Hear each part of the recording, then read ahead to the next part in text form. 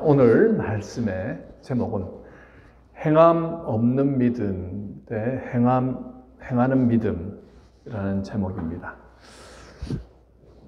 오늘 말씀의 주제인 행함이 있는 믿음에 대한 내용은요, 신앙생활을 어느 정도 하신 분이라고 한다면 그리스도인들에게는 아주 익숙한 내용일 것입니다. 저는 청년일 때부터 이 주제에 대해서 많은 생각을 했었습니다. 과연 행함이란 어떤 행함을 말하는 것일까? 성경에 기록된 모든 것을 지키는 것이 행함일까? 그렇다면 그것을 다 지키는 게 과연 가능할까? 그 말씀을 지키지 못하고 살아가면 나는 믿음 없는 사람일까? 그럼 나아가서는 나는 구원받지 못한 사람인가? 이런 생각에까지도 도달한 적이 있습니다.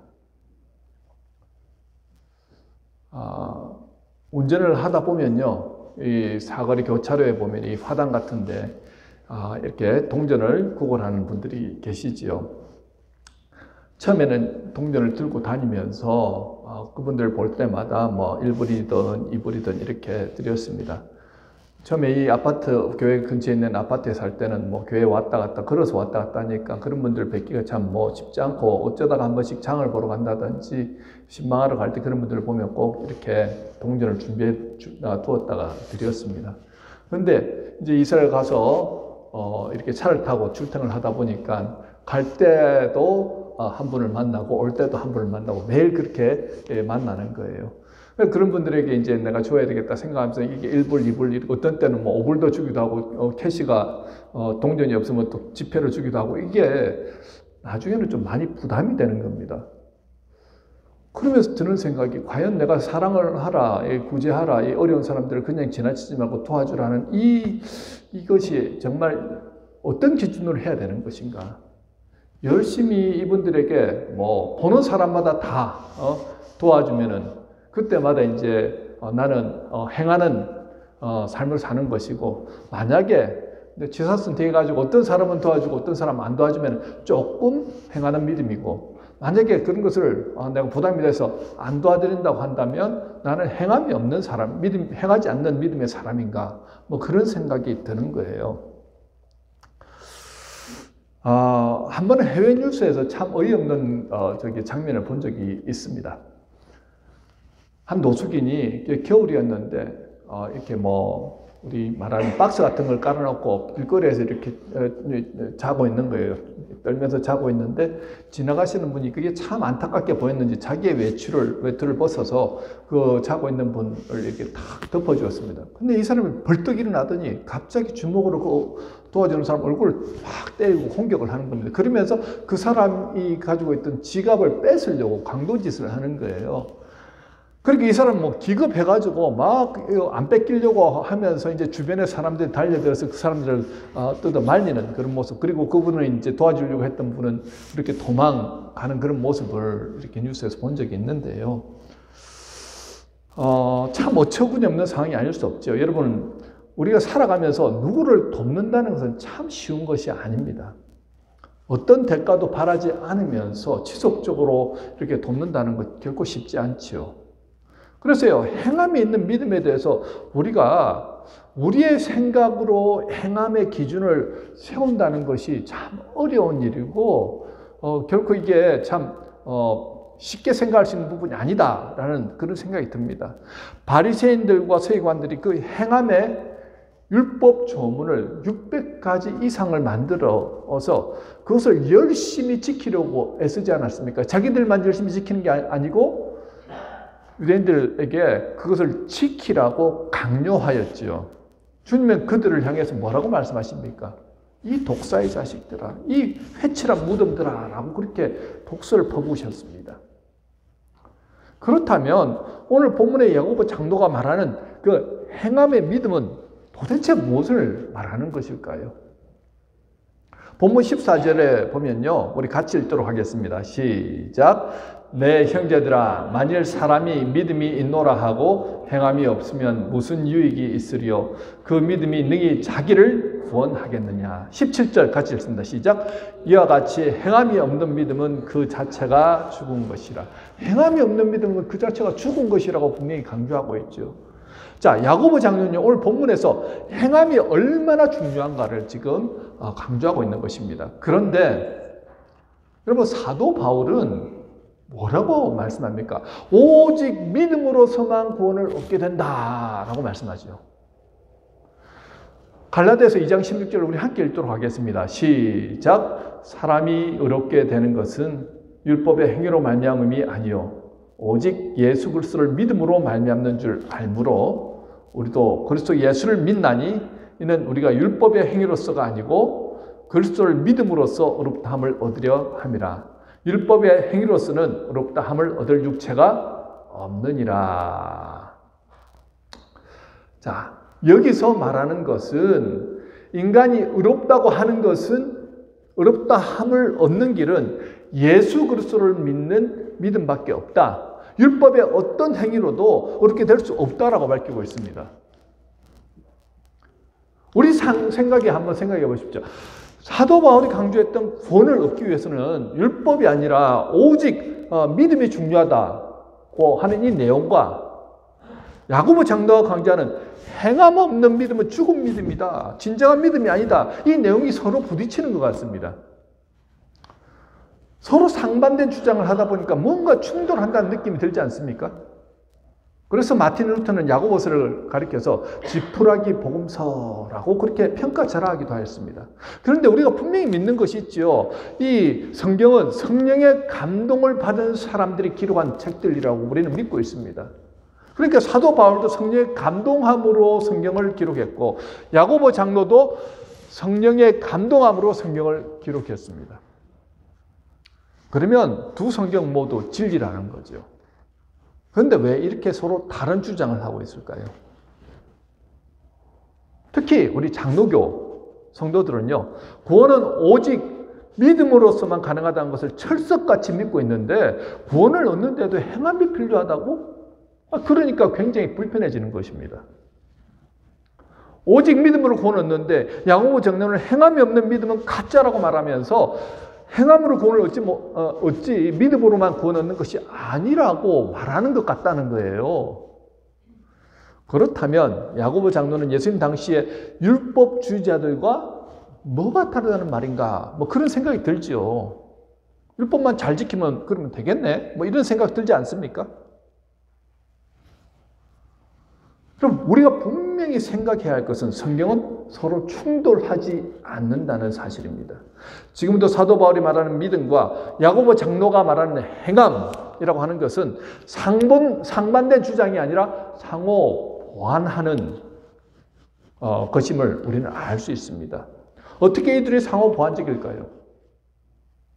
율법주의자들은요, 율법을 행해야만 구원을 얻는다. 그래서 행함을 구원의 조건으로 생각했습니다.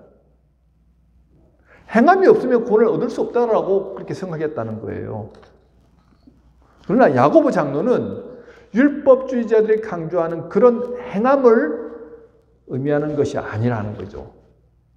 야고보 장로는 구원의 조건으로서의 행함이 아니라 구원의 열매, 구원의 증거로서 행함을 강조하는 것입니다. 다시 한번요. 야고보 장로가 강조한 게 뭐라고요?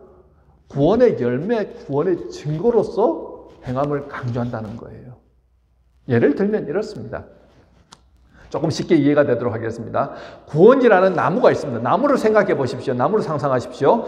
영생이라는 나무가 있는데요. 믿음은 구원이라는 나무의 뿌리와 같은 것입니다. 여러분, 나무에 뿌리가 있잖아요. 뿌리가 있으면 그것이 뭐라고요? 믿음이라는 거예요. 그런데 이 믿음은 어디에 지금 덮여져 있습니까? 땅속에 덮여져 있기 때문에 그 믿음이라는 게 잘 보이지 않습니다. 그런데요, 이 행함이라는 것은요, 이 구원의 나무의 뭐라고요? 열매라는 것입니다. 행함을 통해서 그 열매를 알 수 있다는 거예요. 자, 믿음과 행함은 어떻다고요? 한 나무라는 것입니다. 자, 우리가 보통 믿음이 있다라고 하지만 이 사람이 믿음이 있는지 없는지는 우리 잘 알 수 없습니다. 왜 그렇습니까? 나무의 뿌리가 땅속에 묻혀있기 때문에 믿음이 있는지 없는지 잘 모릅니다. 그런데 그 나무를 바라보면은, 아, 저 나무가 어떤 나무인가 하는 것을 어떻게 알게 됩니까? 사실은 싹이 나고, 뭐, 잎이 나고, 그럴 때는 이 나무가 뭔지 잘 모르죠. 그런데 거기에 꽃이 피고 열매가 딱 맺히니까, 아, 이게 무슨 나무인가 하는 것을 나중에 알게 되지 않습니까? 자, 우리 교회에 가면요, 다들 믿는다고 그렇게 말합니다. 이제 우리가 해마다 니카라과 단기 선교를 가는데요, 중남미는 대부분 캐톨릭 신앙을 가지고 있기 때문에 우리가 축호 전도를 딱 하잖아요. 가가호 방문을 해서 예수 믿으라고 하면, 나는 이미 예수 믿습니다. 이렇게 얘기를 해요. 그리고 뭐 교회를 얼마나 자주 다니십니까? 가십니까? 그러면 뭐 부활절 날 가고요, 뭐 성탄절에 한 번씩 가고 뭐 그렇게 한다는 거예요. 그렇지만 나는 예수를 믿습니다라고 하는 거예요. 그들 가운데는요, 그 지역을 장악하고 있는 갱들도 있고요, 그들 가운데는요, 마피아들도 있습니다. 그런데 사람들 그렇게 괴롭히고 고통스럽게 하면서도 자기는 예수를 믿는다는 거예요. 죄책감을 느끼지 못합니다. 자, 믿음은 진짜인지 가짜인지 보이지 않으니까요, 확인하고 검증할 길이 없더라는 거죠. 싹이 나고 잎이 피고 꽃이 피는 것만으로 그것이 무슨 나무인지 알 수 없다는 것입니다. 하지만 나중에 그 나무가 맺는 열매를 보면, 이게 사과나무였구나, 배나무였구나, 감나무였구나, 이것을 알 수 있다는 거죠. 그러니까 그 사람이 하는 행동, 그 사람이 하는 말을 보면 이 사람이 진짜 백이 예수쟁이구나, 예수 믿는 사람이구나, 아니구나 하는 것을 알 수 있다는 것이에요. 그래서 행함은요, 믿음의 정체를 잘 보여줍니다. 예수님께서도 비슷한 말씀을 하셨지요. 마태복음 7장 16절에서 20절 말씀 우리 한 목소리로 읽도록 하겠습니다. 시작. 그들의 열매로 그들을 알지니 가시나무에서 포도를 또는 엉겅퀴에서 무화과를 따겠느냐. 이와 같이 좋은 나무마다 아름다운 열매를 맺고 못된 나무가 나쁜 열매를 맺나니 좋은 나무가 나쁜 열매를 맺을 수 없고 못된 나무가 맺을 수 없느니라.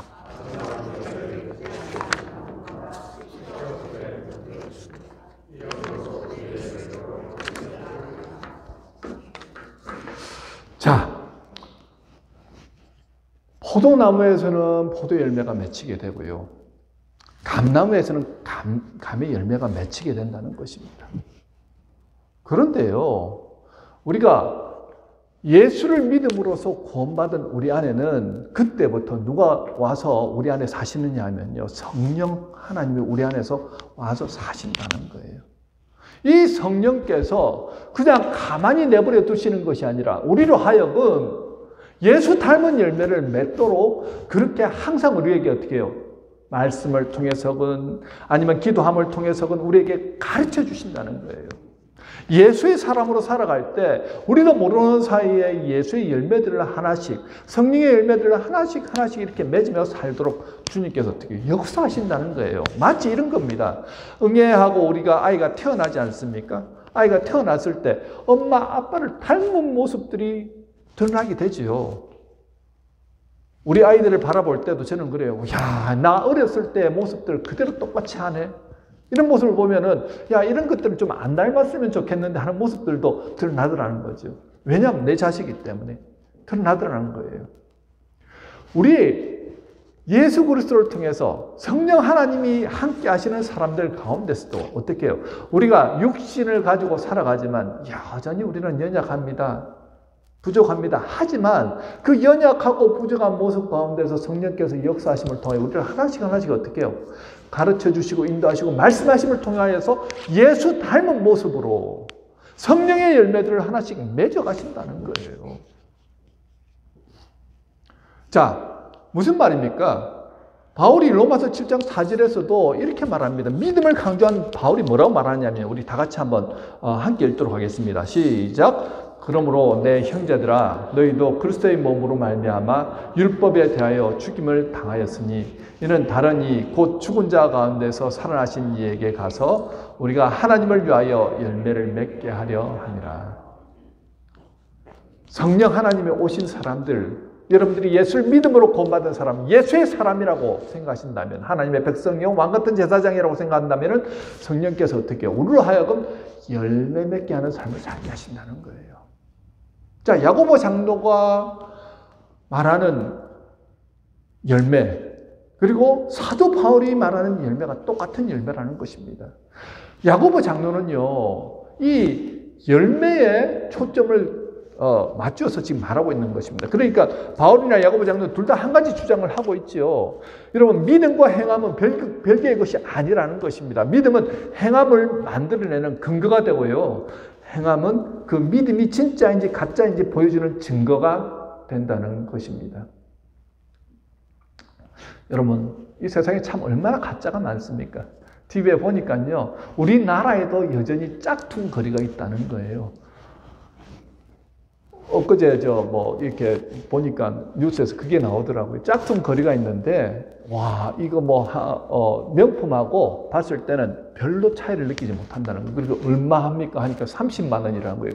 원래 오리지널은 얼마입니까? 샤넬 이런 백인데, 이게 원래 오리지널은 1,000만 원인데, 이거 30만 원이면 거의 똑같다고. 사람들이 그걸 찾으니까 사는 거예요. 짝퉁을 들고서도 나는 어떻게 해요? 폼 내고 싶다는 거예요. 가짜임에도 불구하고 마치 진짜인 양 들고 다니죠. 그런데 중요한 것은 우리 믿음의 사람들은 어떻게 해요?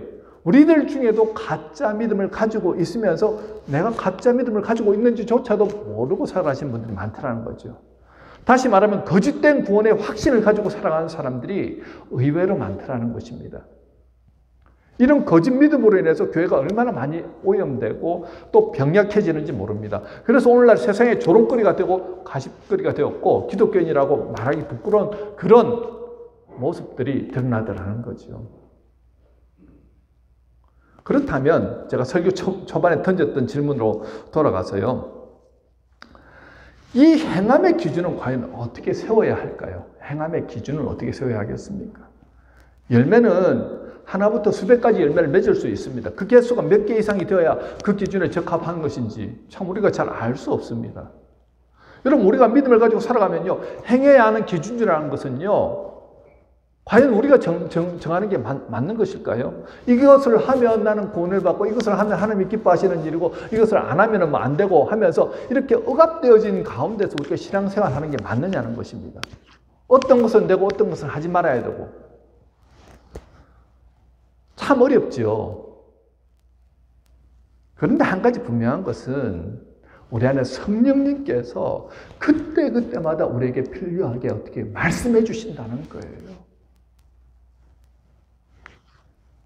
육신으로 태어난 사람들 중에 완벽하게 사신 분은 딱 예수님 한 분밖에 없습니다. 우리는 다 연약해서 쓰러지고 넘어지기도 합니다. 행함이라는 것에 있어서 완벽한 사람은 단 한 사람도 없습니다.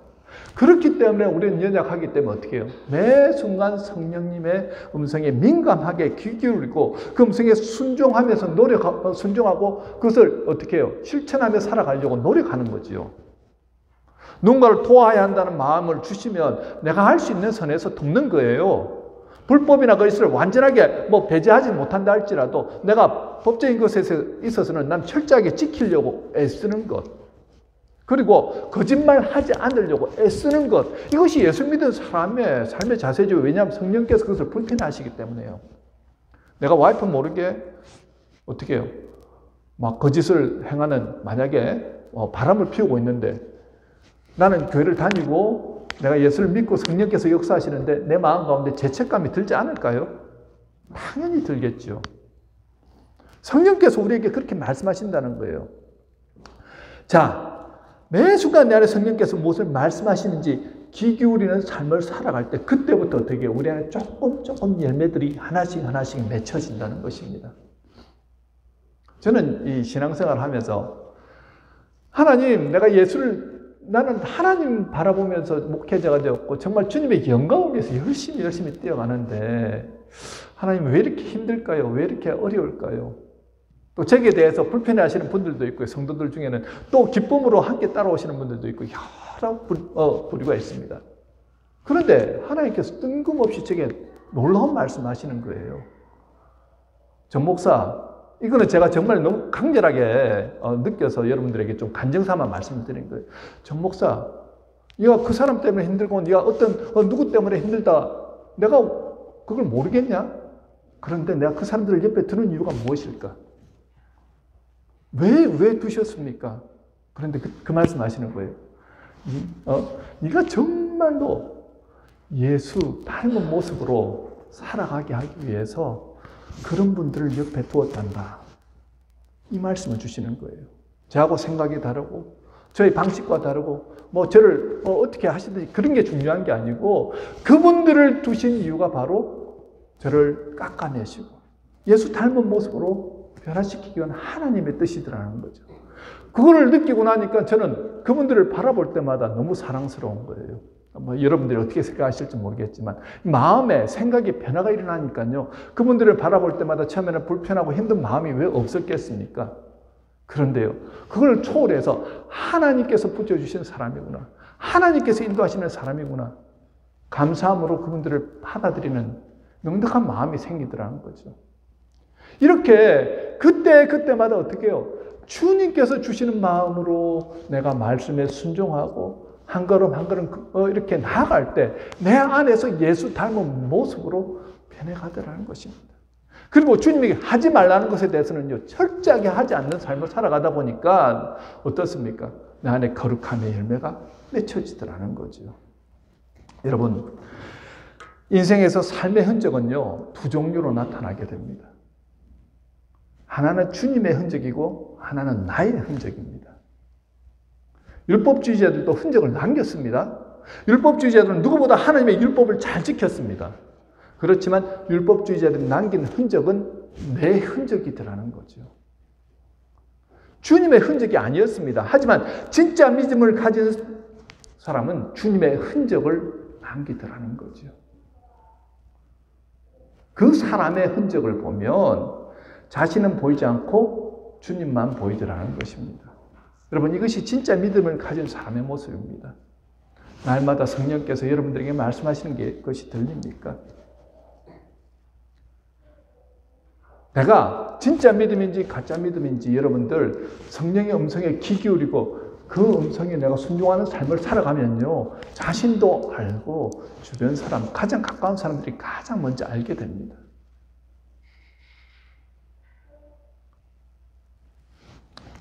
내가 정말 예수님을 사랑하고 주님의 뜻 안에서 살아가시는 분들이라고 한다면 주님의 흔적이 드러난다는 거죠. 그런데 내가 얼마나 헌신했고 내가 얼마나 충성했고 내가 모든 것이 내가 중심이 되고 내가 드러나고 내가 칭찬받고 내가 인정받기 원하는 모습으로 이렇게 드러난다고 한다면 그것은 내 흔적을 드러내는 모습이라는 것입니다. 아무리 대단한 능력의 사역을 한다 할지라도, 아무리 출중한 말씀 사역을 한다 할지라도, 아무리 훌륭한 공을 세운다 할지라도, 아무리 충성되게 헌신한다 할지라도 내 흔적만 나타낸다고 한다면 그것은 가짜더라는 거죠. 사람들이 박수 쳐준다 할지라도 하나님 보시기엔 그 사람이 가짜입니다. 그러니까 이 주님의 흔적이 야고보 장로가 말하는 행함이고 그리고 진짜와 가짜를 분별해주는 열매라고 할 수 있습니다. 오늘 본문 21절에 보면요, 아브라함이 아들 이삭을 제물로 바치고자 했습니다. 아브라함이 이 창세기 12장에서 하나님을 믿었던 것이 의로 여겨졌는데 그것이 창세기 22장에서 아들 이삭을 제물로 바치는 행위를 통해서 확증되고 증명되었다는 것입니다. 그리고 본문 25절에서 기생 라합이 나오는데 라합이 이스라엘의 그 정탐꾼들을 접대하여 주고 순교짐을 통하여서 그들이 무사히 이스라엘로 귀환하게 되고 나중에는 여리고성을 점령하게 되잖아요. 정복하게 되잖아요. 이것을 의롭다라고 그렇게 말합니다. 아니 여러분 한번 생각해 보십시오. 지금 자기 민족을 배반한 여인입니다. 뭐가 그렇게 의롭습니까? 자기 혼자 살자고 한 일인데 뭐가 그렇게 의로운 일입니까? 그런데도 의롭다라고 얘기를 하는 거예요. 왜 그러냐면요. 라합은요. 여호수아서 2장 11절에서 미리 정말 이 이스라엘 민족이 그 온 지역을 정복하면서 나오는 것은 그들과 함께 하시는 하나님이 함께 하시기 때문에 그 하나님을 찬양하고 하나님을 높였습니다. 여호와 하나님을 상천하지에 참 하나님으로 그렇게 고백하였다는 거예요.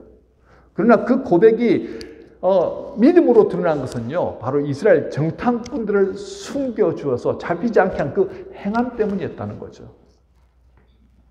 행함이 그의 믿음을 증명하여 보이는 것입니다.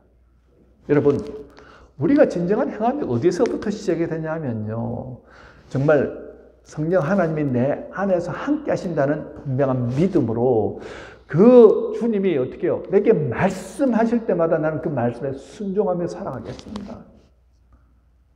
매 순간을 어떻게 해요? 주님의 음성을 듣고 그게 귀 기울이면서 살아가는 그 연습을 할 때마다 어떻게 해요? 우리 안에서 맺혀지는 열매들이 있다는 거죠. 행할 수밖에 없다는 것입니다. 그거는 자연스러운 것이라는 거예요. 예수를 믿는다고 하면서 내가 거짓되이 살아가고 예수를 믿는다고 하면서 나쁜 짓 하면서 함께 갈 수가 없는 존재가 바로 저와 여러분들이라는 것입니다. 설사 죄를 지을 수 있죠. 거짓말을 할 수도 있고 넘어질 수도 있고 시기할 수도 있고 질투할 수도 있고 미워할 수도 있습니다. 그런데 성령께서 견디지를 못하시니까 우리를 알게 하시죠. 그렇기 때문에 우리가 회개하고 다시 돌아오는 것 아니겠습니까? 여러분, 그런데 중요한 것은요, 귀신의 특징이 오늘 19절에 나오지 않습니까? 귀신이 믿음이 있을까요, 없을까요? 여러분 어떻게 생각하십니까? 귀신이 믿음이 있습니까?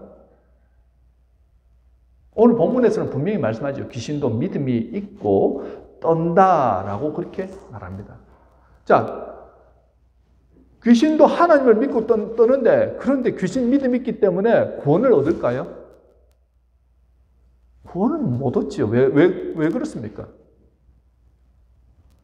귀신은요, 하나님에 대해서 분명히 알고 있고 믿고 있지만 말씀대로 행하지 않기 때문에 그렇다는 것입니다. 이게 귀신의 특징이라는 거예요. 공중권세 잡은 악한 영들이 우리가 세상 가운데 거할 때 역사하면요, 하나님이 있다는 것을 압니다. 그리고 자기는 믿는다고 생각합니다. 그런데 말씀대로는 어떻게 해요? 순종하지 않다라는 거죠. 예수 믿는 사람들 다 파괴시킵니다. 고통 가운데 몰아가겠다는 거예요. 이게 악한 영의 특징, 귀신의 특징이라는 것입니다. 여러분이 성령 안에 있으면요, 여러분이 설사 쓰러지고 넘어진다 할지라도 어떻게 해요? 성령께서 근심함으로 다시 일어나도록 어떻게 깨닫게 하시고 우리를 이끌어 가신다는 것입니다. 저는 이 설교를 준비하면서 지나온 나의 삶을 돌아보았습니다. 과연 나는 어떠하였는가? 나의 삶, 지나온 길을 돌이켜보면서 과연 주님의 흔적이 남아있는가? 아니면 나의 흔적만 남아있는가? 참 많이 부족하였습니다. 오늘 이 말씀을 준비하면서 내 안에 있는 이 나의 흔적들이 참 많이 남아있다는 것을 많이 발견하였습니다. 하나님이 영광 받으셔야 되는데 내가 영광 받기를 원했고, 하나님이 칭찬받으셔야 되는데 내가 칭찬받기를 원했고, 내가 열심히 해가지고 뭔가 이렇게 성공하기를 바라고, 이런 마음이 있었더라는 거죠. 내가 아직도 완전히 죽지는 못했구나. 내가 여전히 교만하구나. 내가 참으로 부족하구나. 이 말씀을 통해서 참 많은 것들을 또 생각하고 깨닫는 시간이었습니다. 그러면서 주님, 부족하지만 이 나이가 1살, 2살 더 들어가면서 주님, 제가 제 안에서 예수님만 드러나면 좋겠습니다. 나는 사라져도 괜찮습니다. 주님만 드러나는 삶 살게 하옵소서. 다시 한번 기도하고 각오하고 결단하는 시간을 가졌거든요. 여러분의 삶은 어떠십니까? 여러분은 주님의 흔적을 남기고 살아가고 계십니까? 아니면 여러분들의 흔적만 남기고 계십니까? 인생의 성공과 실패는요, 우리 크리스찬들에게 스펙이나 직업이나 돈, 이걸로 결정되지 않습니다. 크리스찬들에게 있어서 정말 성공은 무엇입니까? 잘했다, 충성된 종아 하면서 주님 앞에 칭찬받는 거 아닙니까? 여러분, 하나님은요, 저와 여러분의 삶의 흔적을 보신다는 거예요. 예리하고 정확하게 보십니다. 주님은 우리의 삶의 흔적을 통해서 진짜와 가짜를 분별해내신다는 거죠. 후에 우리가 주님 앞에 섰을 때 양과 염소를 가르듯이, 알곡과 쭉정이로 나누듯이 의인과 악인으로 가르실 때 우리는 과연 어디에 속하게 될지는 바로 오늘 이 현재의 삶 가운데서 내가 어떻게 살아가느냐로 결정이 된다는 것이죠. 세상에서 일어나는 여러 가지 상황들과 사건들을 통해서 그렇게 가려지는 일들이 이미 시작되었다라고 저는 생각합니다. 전쟁과 기근, 질병, 이 하나님께서 싫어하시는 인본주의에 대한 사회법들을 통해서 우리는 이미 그 시험 단위에 서 있다고 생각합니다. 또 우리가 기억해야 될 것은요, 성경 말씀을 통해서 내 삶을 거울로 매일매일 비춰보는 거예요. 그렇게 해서 여러분, 행함이 있는 믿음의 소유자들은 말씀을 자신에게 비춰보고, 내가 잘 살아내지 못하는 부분에 대해서 하나님의 도우심을 구하면서 나가는 삶을 살지만, 행함이 없는 믿음의 소유자들은요, 말씀을 나 좋을 대로 해석하여서 취사 선택해서 말씀을 이용하는 삶을 살아간다는 것입니다. 그리고 행함이 있는 믿음의 소유자들은요, 나와 하나님과의 관계에 집중하지만, 행함이 없는 믿음의 소유자들은 항상 타인의 잘못을 지적하고 정죄하고 판단하더라는 거죠.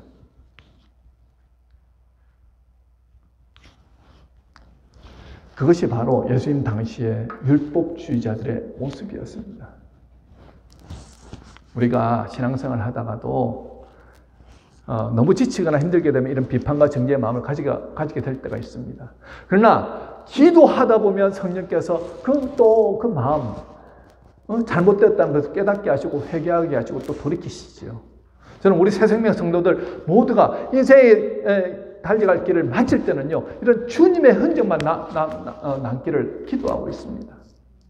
주님의 흔적이 나타나기 위해서는요, 주님께 꼭 붙어 있으십시오. 요한복음 15장에서 분명히 말씀하죠. 예수님이 뭐라고 하셨습니까? 나는 포도나무요, 너희는 가지니. 나무에 붙어 있으면은, 가지가 나무에 붙어 있으면 열매를 많이 맺을 것이라고 말합니다. 떨어져 있으면 어떻게 해요? 결국은 불쏘시개밖에 되지 않는다는 거예요. 매일매일 주님께 붙어 있는 사람, 주님 말씀에 귀 기울이는 사람은요, 그 삶에서 예수의 열매, 예수의 흔적이 나타나게 된다는 것입니다. 그것은 뭐라고요? 자연스럽게 이루어지는 겁니다. 붙어 있으면 열매가 맺히고, 붙어 있으면 흘러나오게 된다는 거예요. 단 한 분이라도 주님과 떨어져서 내 뜻대로 내 마음대로 행하여서 하나님의 근심이 되어서는 안 되겠습니다. 오늘 예배 드리는 모든 분들이 말씀을 이용하는 삶이 아닌 묵상하고 기도하며 적용하시는 삶, 행하는 삶을 살아가실 수 있기를 저는 기도하고 있습니다. 이 모든 기도는요, 바로 저에게 적용되는 기도입니다. 이 자리에 계시는 우리 모두의 삶이 그렇게 하나님 앞에 기쁨이 되고, 잘했다, 충성된 종이라고 칭찬받는 삶이 되시길 주님의 이름으로 축원합니다. 우리 함께 기도하도록 하겠습니다.